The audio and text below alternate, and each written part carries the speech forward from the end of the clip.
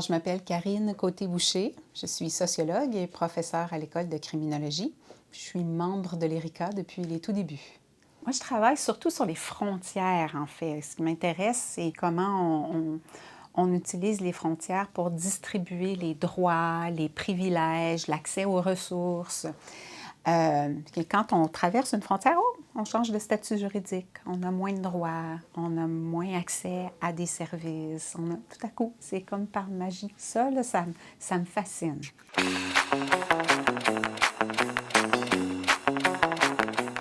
Mais j'ai commencé à m'intéresser à ça parce qu'avant de rentrer à l'université, de faire mon bac, je suis partie comme accompagnatrice de réfugiés au Guatemala.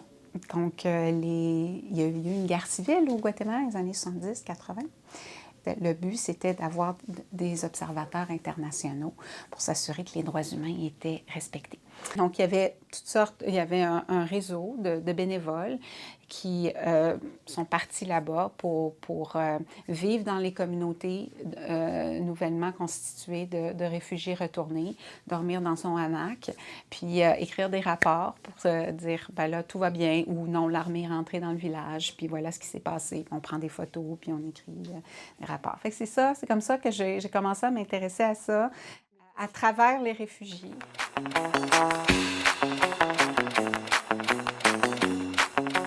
Alors, le nom ou le titre de la recherche que je mène présentement, c'est Bordering Old Age, Bordering Care, Comparing Welfare State Approaches. Puis, on s'intéresse à la manière dont les personnes âgées migrantes et les familles migrantes peuvent rester en contact. On a adopté une perspective féministe dans cette recherche. Donc, on a vu, par exemple, des femmes qui avaient été sélectionnées par les programmes d'immigration canadiens, qui sont arrivées ici et, en raison de leur responsabilité familiale, n'ont jamais été capables de s'intégrer dans le marché du travail parce qu'elles ont eu à faire des allers-retours tout le temps entre le pays d'origine et ici pour s'occuper de leur famille, ou sinon, elles ont eu tellement de charges domestiques ici qu'elles ont été obligées de rester à la maison pour s'occuper des enfants, des personnes malades et des personnes qui sont à l'étranger. Donc, c'est des choses qu'on a apprises, qu'on ne connaissait pas, en fait. Ça nous a beaucoup étonnés. On ne pense pas à ça quand on pense à l'immigration au Canada. Pourquoi on fait cette recherche-là? Les personnes concernées, les familles immigrantes au Canada, discutent beaucoup de ces enjeux-là.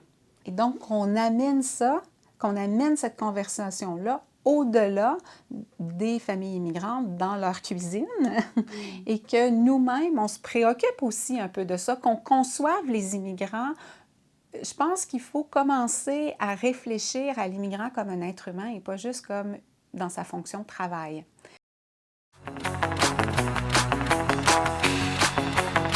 C'est comme si on pensait que l'immigrant, c'est un atome qui est tout seul. Mais l'immigrant, c'est comme toute personne. L'immigrant, il y a une famille, il y a des obligations familiales, il y a des gens qui aiment.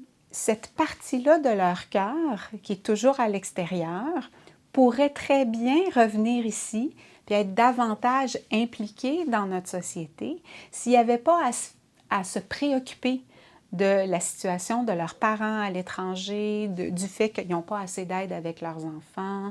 Il y a cet élément-là qui est un élément qui est très difficile à aller chercher si on fait juste des statistiques. C'est pour ça qu'on a fait une recherche plus ethnographique et plus qualitative. Ce qui est intéressant ici, c'est d'essayer de réfléchir à comment on peut tenir compte dans les politiques publiques de ces enjeux plus qualitatifs de l'intégration des familles au Canada, puis au Québec.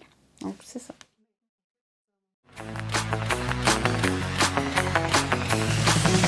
Ça s'intitule « Essentiel » et est disponible sur Télé-Québec. Ça parle des travailleurs essentiels qui sont des travailleurs temporaires, des gens qui viennent ici, travaillent sur des visas, souvent fermés, et on leur fait des conditions de travail exécrables qui ont été même soulignées dans un récent rapport de l'ONU comme étant des conditions près de l'esclavage au Canada. Et donc, moi, je vous recommande ce documentaire-là. Il date de 2021-2022. C'est assez récent. Ça vaut vraiment la peine.